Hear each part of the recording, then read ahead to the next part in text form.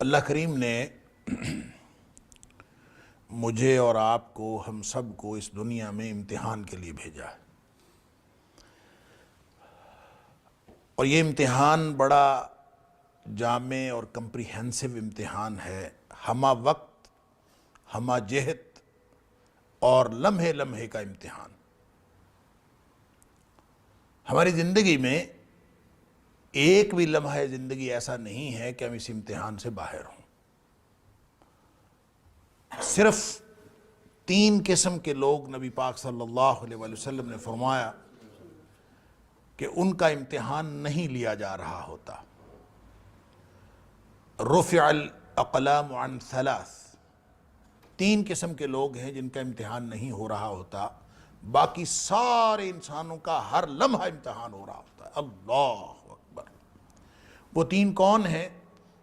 ایک تو مجنون ہے جس کا دماغ چل گیا ہو، جس کے ہوش حواس نہ ہو، اور ایک چھوٹا بچہ ہے جو ابھی ہوش حواس کی عمر کو نہیں پہنچا، اور تیسرا النائم جو سویا ہوا ہو۔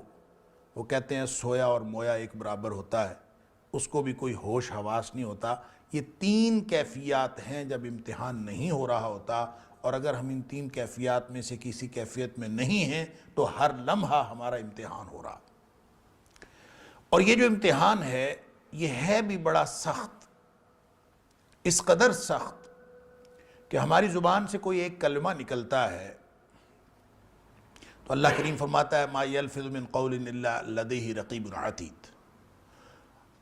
جو بھی ایک کلمہ تمہاری زبان سے نکلتا ہے تو اس کو لکھنے والا فوراً اس کو تیار بیٹھا ہوتا ہے، اس کو لکھ لیتا، وہ اللہ کے دربار میں پہنچ جاتا ہے۔ نبی اکرم صلی اللہ علیہ وسلم نے فرمایا کہ بعض اوقات انسان کی زبان سے ایسا کلمہ نکلتا ہے جو اللہ کی ناراضگی کا کلمہ ہوتا ہے، اور انسان کو پرواہ بھی نہیں ہوتی کہ میں نے کیا کہا ہے، وہ کہہ بیٹھتا ہے۔ اللہ اکبر۔ وہ کلمہ جب اللہ کے دربار میں پہنچتا ہے تو اللہ تعالیٰ اس ایک کلمے کی وجہ سے اس کو جہنمی لکھ دیتا ہے۔ اللہ، اور اس کو پرواہ بھی نہیں ہوتی میں نے کیا کہا۔ اسی طرح بعض اوقات اس کی زبان سے ایسا کلمہ نکلتا ہے جو اللہ کی خوشنودی اور رضامندی کا کلمہ ہوتا ہے، اس ایک کلمے کی وجہ سے اللہ تعالیٰ اس کو جنتی لکھ دیتا ہے۔